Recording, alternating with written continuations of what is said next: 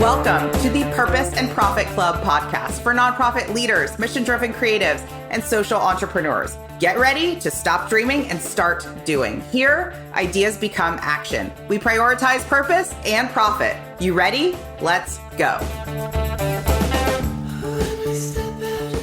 Y'all, we have a trio at the podcast today. I'm so excited to welcome Dr. Theresa Ashby and Catherine Curry-Williams to the podcast. I'm going to let you both introduce yourselves, starting with Dr. Theresa Ashby. Welcome. Well, first of all, thank you so much for inviting the two of us here. We are so excited. And when we get to talk about our passions, we're all in. Yes, I'm Dr. Theresa Ashby, but my friends call me Dr. T. And, I've spent the majority of my career really helping businesses grow. And I think it's so important when we're looking at purpose and profit to understand what that means, because we get overwhelmed. So I love doing it. Forbes.com called me a strategologist. So I love that, appreciate that. And I'm an author of 2 books, really all about implementing strategy and also growing your business through digital products. So yeah. Welcome. And Catherine, introduce us and tell us about your work. Hi, I'm Catherine Curry-Williams. And again, I'm grateful, like Theresa said, that you had us on here, because profit and purpose and profit it goes hand in hand. What a beautiful title of a podcast. I'm honored to be on. What I do is in the sector of philanthropy, and that seems big and scary, but what I'm about is changing and challenging the concepts of traditional philanthropy, because I feel like people think they need to have millions of dollars to be a philanthropist, where basically and absolutely what philanthropy means is the love of humanity. So it's about the size of your heart, not your wallet, and it's strategic giving. And so what I do, and for almost 3 decades now, have like founded an organization called She Angels. Co-founded that. That's second. That happened in 2020. But in 1998, the 1997, I founded an organization in memory of my son called Shane's Inspiration. It's now called Inclusion Matters by Shane's Inspiration. And we build playgrounds all over the world and have for children of all abilities to play side by side. But inclusion is the huge focus of what most of my work is. And it's not just in playgrounds. She Angels is including women to be at the table as leaders. And how do we do that? And so that's what I speak on. I talk about how to be inclusive for everyone. Tell us about your work with She Angels, because you're already helping to set the stage here of understanding that it's not just about major donors. Amazing if we can get 6-figure gifts and beyond. But what you're saying here too is you can have a profound impact as an individual donor, even giving $100 a month. So let's kind of zoom out for a second and talk to me about your work with She Angels, because it's pretty impressive what you all have accomplished. It started because of a statistic that still, in 2019, I read the statistic that only less than 1.8% at the time of all U.S. charitable giving go to women and girls causes. Like that included medical. That's less than animals receive. So I always say I got angry, but that didn't matter because angry didn't get you too far. So I called as many friends as I could to help me understand that could this be true? And even though it's co-founded by myself and Catherine Gray, I really call it co-founded by all the founders, all the members. We started a membership organization because everyone was incensed. So how could we work immediately? Well, basically, in doing the math, it's like $1.40 a day. You can have $511 in a year.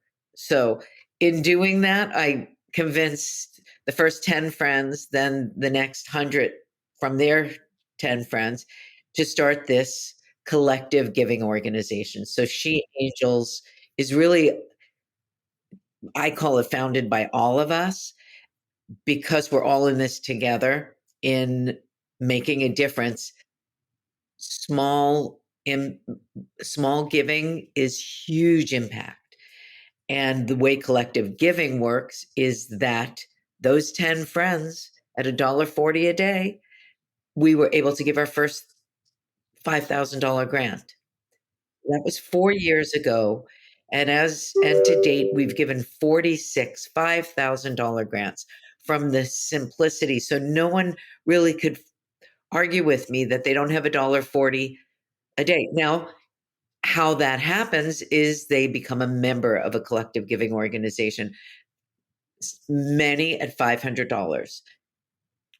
Also, we have lots of $1,000 members, so you can go on for collective giving. Like you said, we love the big donors. That's great. And people can donate more and absolutely do. But as little as you give, you can make a huge impact. And together we can make a big impact. And finding a strategic way to do it is what we have found, that giving grants to these female-founded and operated nonprofits that provide resources for women and girls. Amazing. Dr. T, anything to add to that? Well, I think I want everybody to really how so often we got to do this big thing. We've got to pull all these hundreds of people to put these conferences on or put these, and we're going after. To me, that key point here was she got 10 of her friends together and they started really just saying, how much should our membership be? Okay, our minimum membership is $500. What does that equal? It equals a $5,000 grant. So everybody wants to be a part of a community. And really what She Angels is a community of women with like-minded ideas and thoughts and passions. And we come together for the collective giving part. I think you made a really good point, because I think it's just human nature, but I can hear it from my clients where sometimes I'm telling them, we're doing the today version of this, not the 10-year version of this. The 10-year version is going to be so good and amazing, but that's not the one that gets you out the door to launch. And so what I'm hearing is you all both understood that very keenly of this is how we start and grow it. But it has since had incredible momentum. But how do you go initially from gathering those 10 women and then I guess 10 more and 10 more and 10 more? What does the growth look like? It's been exponential because as Theresa said, and we're now in how many cities we're in? We're growing it past our own city because we give grants all over the country, whoever applies, if they meet the criteria. So people want to be, I think Theresa really hit the big point, is people want to be a part of the community and they want to make a difference now. And they want to make a difference for us. We want our strategy is to grow women into leadership positions and help them out of situations. There's so many organizations that are very worthy, that work so hard in the grassroots sector. They're helping their communities right then and there. They don't have a lot of red tape.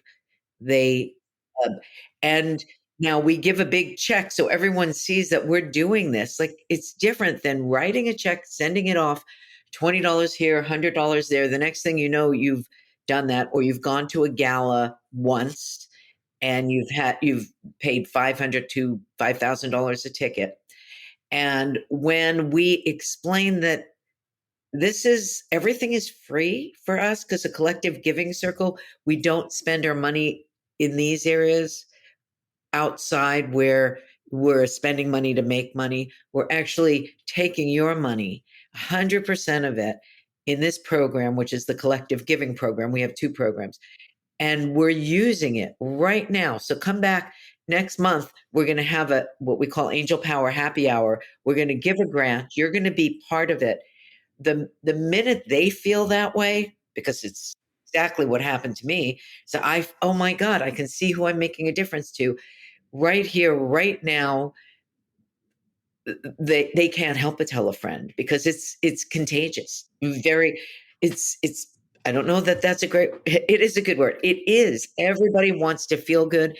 And I think the majority of us want to do good, but we put it on the back burner. Oh, when I have this later, because it's so, as you said, it seems so far out of reach. And I think when they see it, it's absolutely in the moment, in reach, and they see the difference because we have tons of impact reports.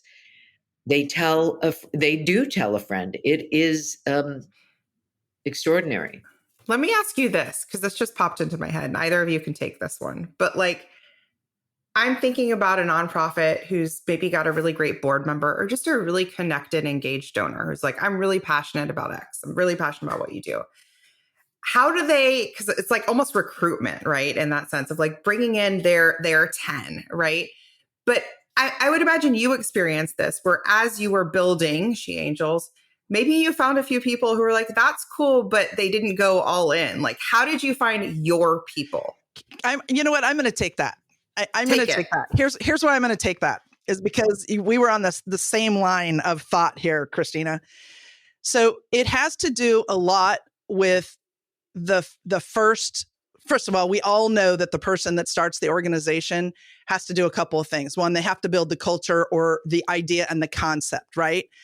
The other thing is they have to step out of the way. And I think that's kind of when Catherine dreamed this up, she knew what the vision was.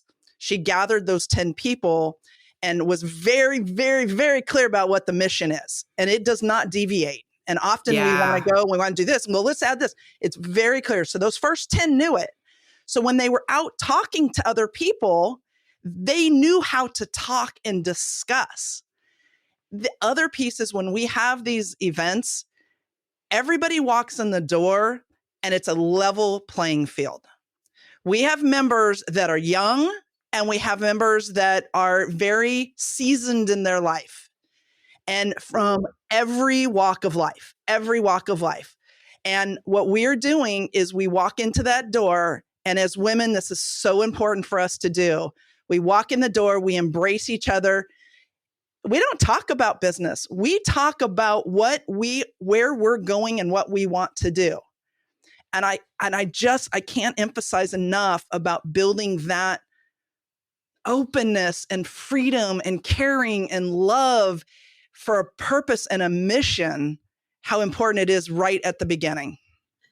They get it's about the people, and it's not, money is important for us too. But again, simple change can go so far to make a big change, little change in your pocket. And I think they get that is, we are not selling them. And then there are some people who don't, and we go like, great, thank you. And, or if you're doing something else, I have some friends that only give to animals. I have a very deep passion for animals. And I will say that if women were ruling the world, if we had a lot more leadership in charge, we probably wouldn't have as many animal shelters. We are about solutions. Women, that is what we do. We look for solutions. We've had to do that since the beginning of time. You have a baby, if you choose to have children or have family and so on, you have to, that's what your day is about. It doesn't say you take this hat off and I do that and now I'm going to do that. No, you have to simultaneously do it all. So you need to find a solution. And that's what we talk about. And when we're passionate and authentic in that area, those people migrate and we become magnets for that. And we like to be money magnets, more money, because then we can help more women to help, and the women help men. We love men, we love all, but we need to be on an equal level playing field to do that. And at this point, we are so tipped. The 1.8% shows us how tipped we are. And that statistic wasn't even available until 2016, where the Lilly Family Foundation came up with that statistic. So we weren't even in the mix of looking at what we were getting. So I'll have to give the floor to one of you so I can take a deep breath every time I think about that. I'm like,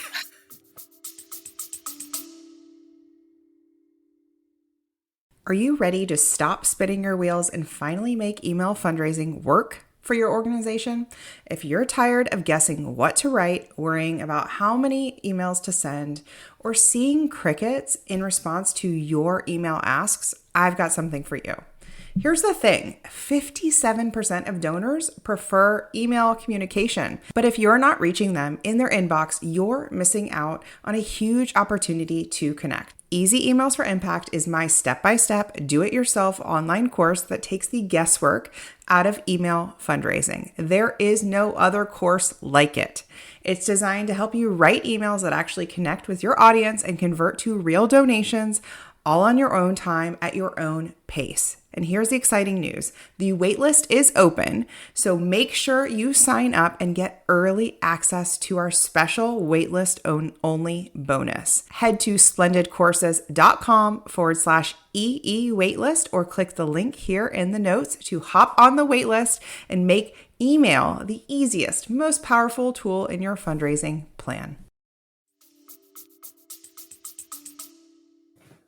It's maddening, right? Anytime we talk about women's health, it get pretty mad fast, right? It's just so historically underfunded, and we just are lumped in with men, and that's just what it is. And so I think that's why it's so valuable, the work you're doing. And I'm already seeing I think it's both sides. I think it's easy for donors who give at an under $500 or less level a year, and for organizations who think of their donors, at the small donors, to both discount themselves. Like, oh, it's all I can give. It's not that impactful. You're already turning that around. You're showing me in a couple of different ways of like how it's translating into these $5,000 grants to organizations who are historically underfunded, right? And that when we see our money being pulled together, what's possible.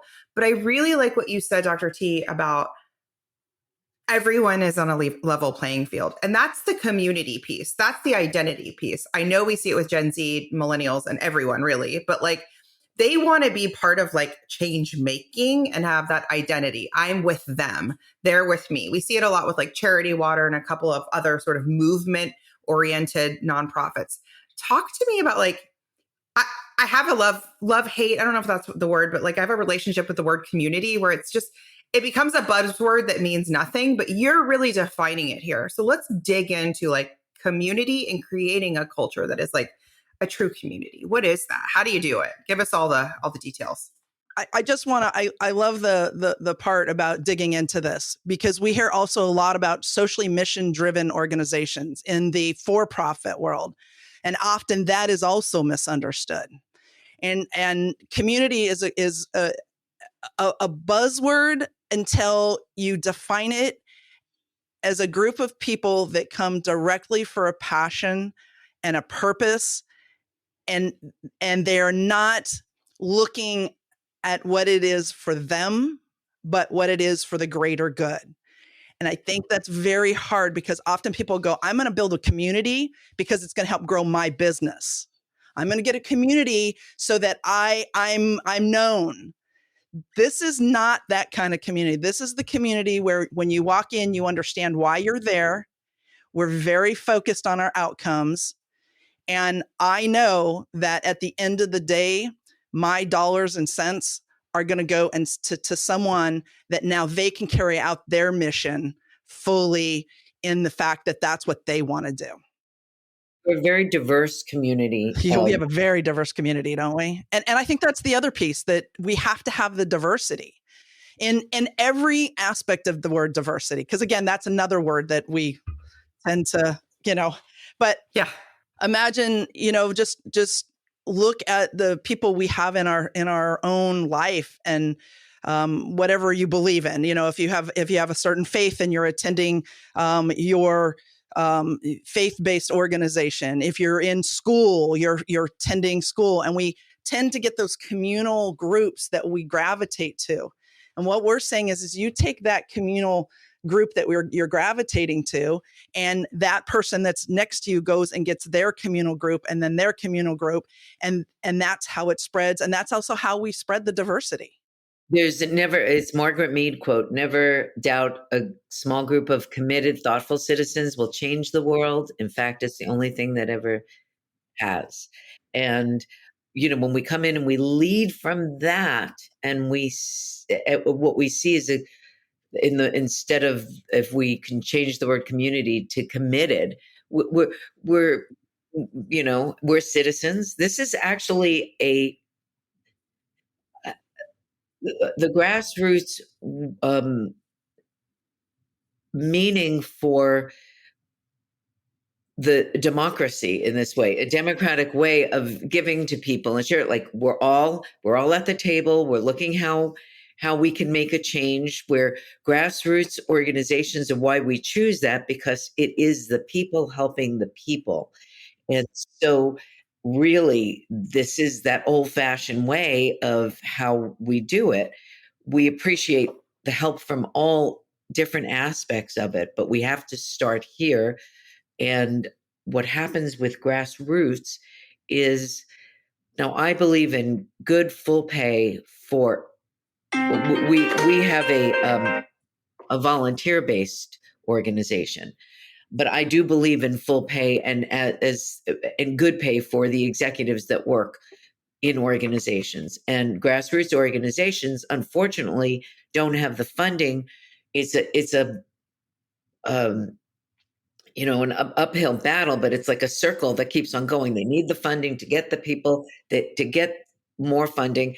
And they're not in a higher echelon where they don't get big funding, so they can't pay people well to go out. It's very unbalanced the way it is, because they have to have more volunteers. But what happens is that, say $5,000, we'll use that money, goes like a $50,000, because they're using it going directly to that community. And I think what excites people in one way is that we are the community that helps out. We are literally the links to our fellow citizens. I think it's like a simple turn back the time. We have to go back to the simplicity. There's certain things that I've been listening to lately, that Louise Hay, and simple. I'm like, yeah, my book, so simple that when I read it, I'm like, well, simple, but you know what? That is not difficult. Things are less Yeah. difficult than we make it. It's our neighbor, it's our friend. It's simple to say hello. It's simple to say, what can I do for you? Yep. But instead, we're making it, Isn't it funny how technology can complicate things? Yes. It also can be a barrier. I'm thinking of an organization where they actually fessed up, and they were like, my best friend was like, how come you've never asked me to be a monthly donor? And her thought was, I got to go big. I got to go wide. She had another belief in there, which was like, I don't want to bug my friend. Right. But it was like, oh, simple, simple, simple. What if it just starts with oh yeah, my network, my friends of friends, asking, picking up the phone, texting. We sometimes overcomplicate it, right? And going back to the basics too, of not everybody is a major donor, but wow, $1 a day, that's pretty major. That's pretty compelling. Then we group it together. Now we're really onto something. Yeah. And I do think this is the trend of philanthropy for the future. Well, certainly the kind of philanthropy that we're talking about, to really going to this, I don't know about changing the world, but we're changing the thinking, eventually to it. But, it's not going to maybe, cure climate change. And, it's in a world of politics. I don't think we're going to solve all the things. There's lots of things that are broken. But this is something that isn't broken. It is how people are good. There is so much good out there. I think genuinely people are, but they don't know how to implement their good. And so I should throw this over to our greatest, Dr. T is the implementation specialist, which is why we are growing our organization as well, because she's saying this working. So talk about implementation for a minute, if you will. Yes, lay it on us, Absolutely, Dr. T. absolutely. Well, I think that it makes it really easy when you're doing these giving circles, right? Because that's a natural way to grow your organization in a very simplistic way. And what we did is we're doing so many great things here in LA. We're doing things in New York. But what if, and Catherine always uses the term, it's like a book club. Right? It's just like a book club. You're gathering your 5 to 10 friends, bringing them together and telling the story. So the question was, how do we do that? How do we actually start having those conversations? And once again, we put it out to our network, and they said, well, I have somebody actually, we have one in San Diego now, which is a few hours away, but people from San Diego aren't going to drive 3-4 hours to come to the LA one. So now we have a circle there. We just opened a big circle in New York. Cleveland, we're going to expand to Texas. Again, Cincinnati, gathering a small group of people and saying, let's make this happen. Here's the other part to that implementation. Yeah. So you talk about technology. That is when technology becomes important, because of the way you can engage and track and start collecting your money, keeping track of your volunteers, keeping track of all the grants you've had the opportunity to reach out. And so we did do a lot of technology implementation. We have started those circles. We created all the beautiful standard operating procedures so that somebody, when they want to start a circle, one of us goes out and opens it with them. Like, we are there hand holding them to make sure that it's easy for them. It's a party, and it's a party. And it's, basically most of us like to have, that's what we say, if you have 10 friends in your community, and now you have some wine, have some tea, whatever, sit together and talk a bit about, even a little bit about the statistics in women and what their passions are. And then in your community, you one of those 10 friends, or 20 or 30, and now we have 200 showing up at our door all the time.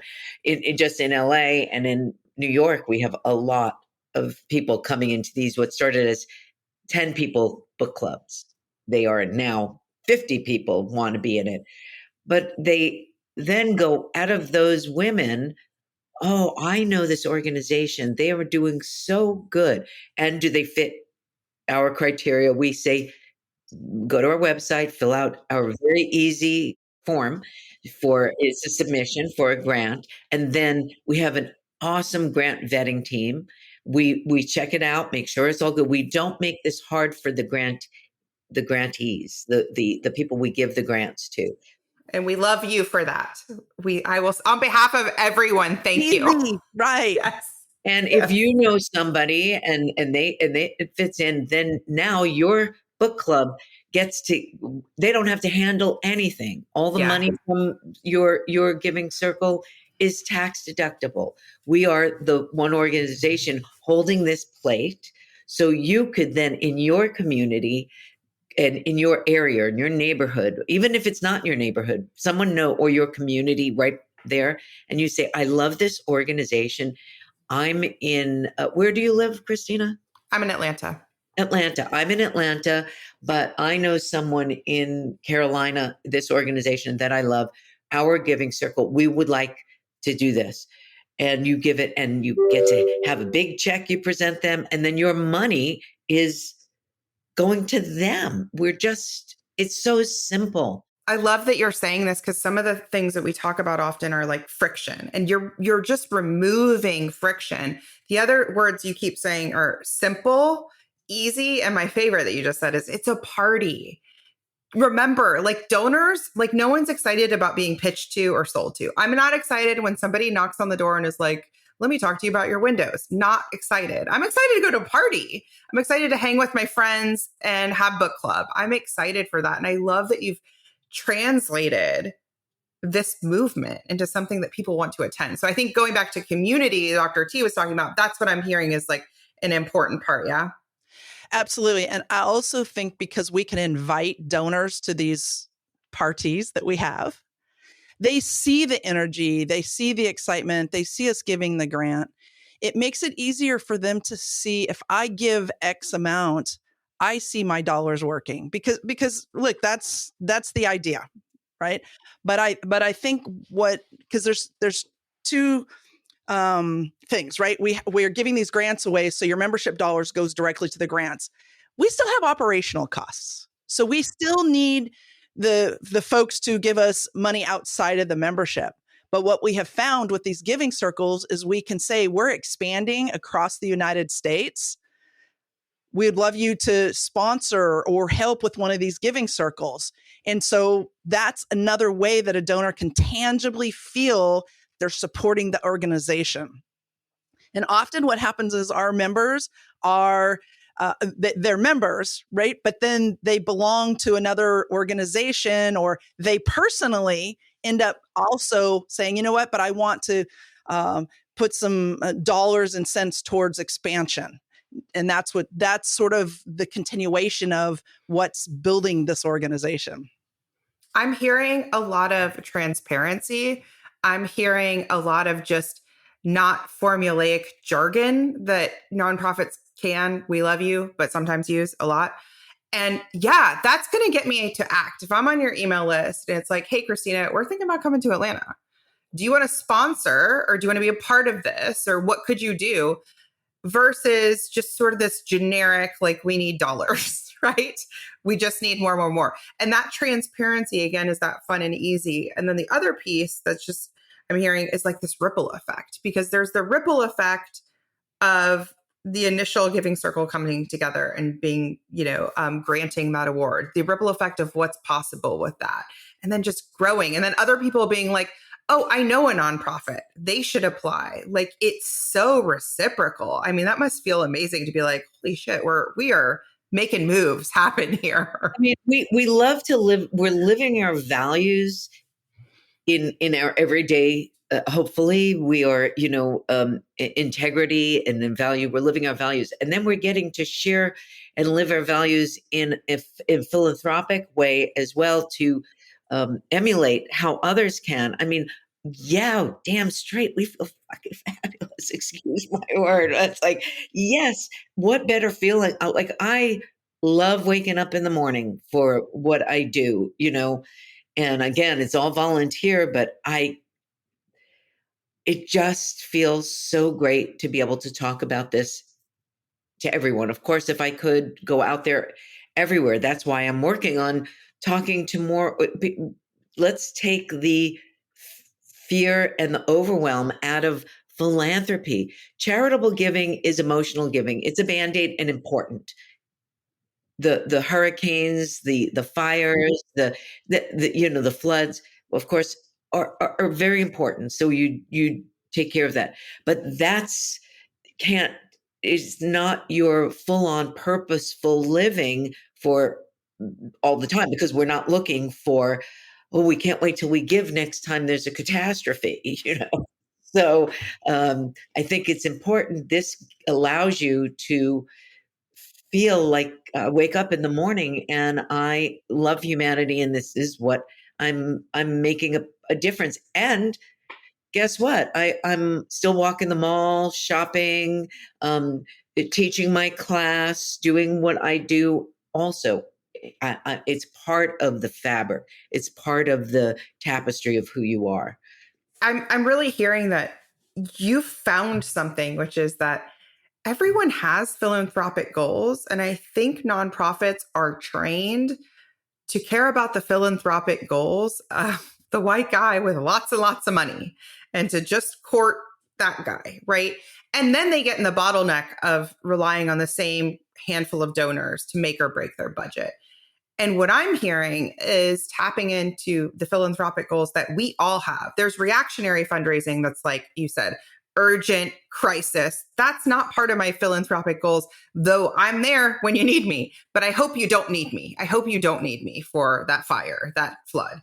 But really tapping into somebody who has a philanthropic goal who, like I said, can give it a couple $1,000s a year, a couple $100s a year. And for them to see what's possible, I think is is really part of the movement that you're creating. And Dr. T, I'll kind of let you take this one of just, is this what you see as the future of nonprofits who are finding success in the next decade, 2 decades? Is this a trend you're seeing? Well, I think if we look at the difference in our, I don't have kids myself, but I have a niece and nephew that by the way, I'm the perfect aunt. I'm Auntie Theresa, and I'm the perfect aunt to them. But Of course. I completely see the shift from when I was growing up. They will not buy anything. They will not come to an event of anything that they really don't believe in. And I also think they're more of and I mean this with all due respect, they're more of a transient kind of opportunity. Like they want to travel the world. They want to be a lot freer.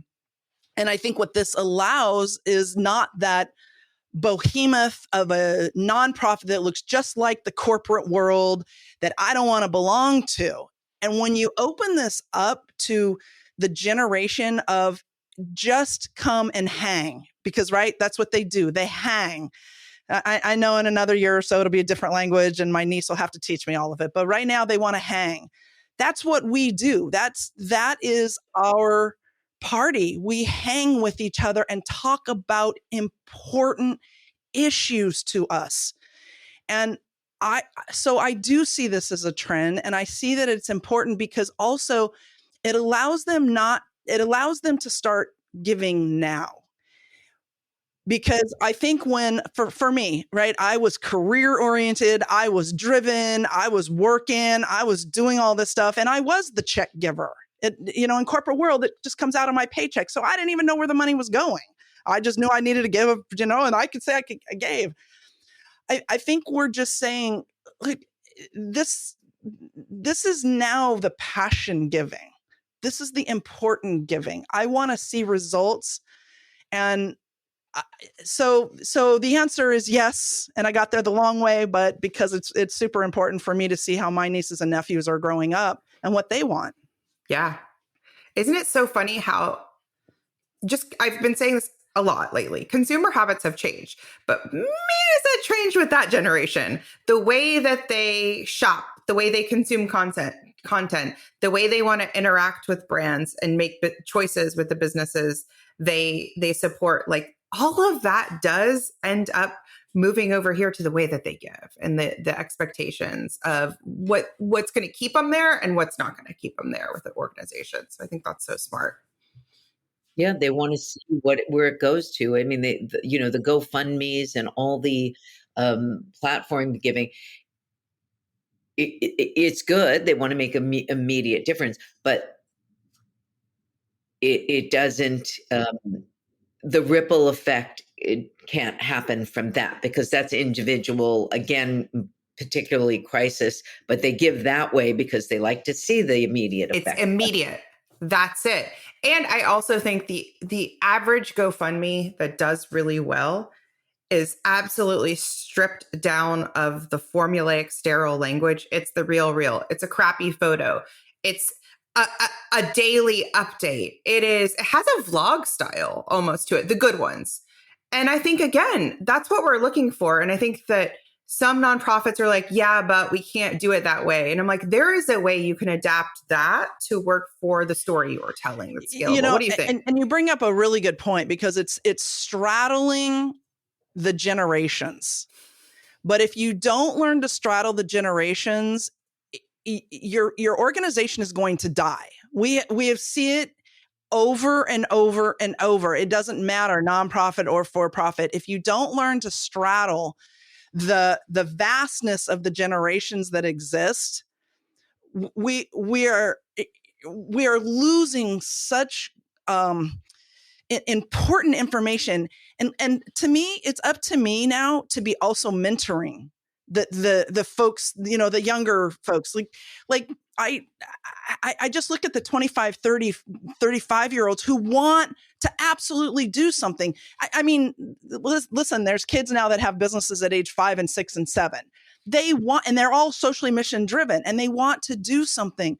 So why don't we engage them differently and show them how we can bring them up, not up as in raise them up, but bring them forward. And guess what? Who's the best teacher for us? They are. My niece, who's 18, going on, no, she's 20 now, going on, 40, teaches me everything I need to know. But that's why I get excited when I go to these parties, these giving circles, as I just look around and I'm like, wow, this is just. And also when I grew up, there wasn't the women's groups that were kind and generous and non-competing. And you sit there in a room and you're like, we are really making a difference. Right. Right. People, that is one thing we hear all the time. We have women that go that are very wealthy and can afford $25,000 and they give, and they love being in our group. They say, well, you know what, I'm going to stop giving there. I want to hear more because I'm included, where I feel like my money speaks to me, that it speaks as me rather than me speaking as me.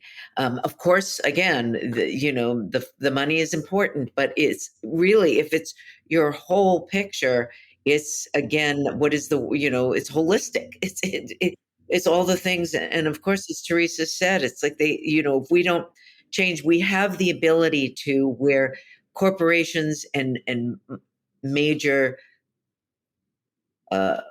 organizations, they're so wrapped up in their bottom line that's what they have to fill before they go out to their mission. And I know this, being 33 decades, sounds a little less, but going into 30 years of being on both sides of this nonprofit world. And I have mentored,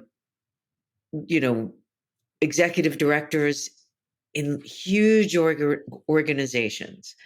And what they do is always say to me that, oh my God, thank you, because I get let them off the hook as, this is the person, this is what you're doing. So let's talk about you and how this works versus all the technical aspects of it. Tons of people out there that will do that.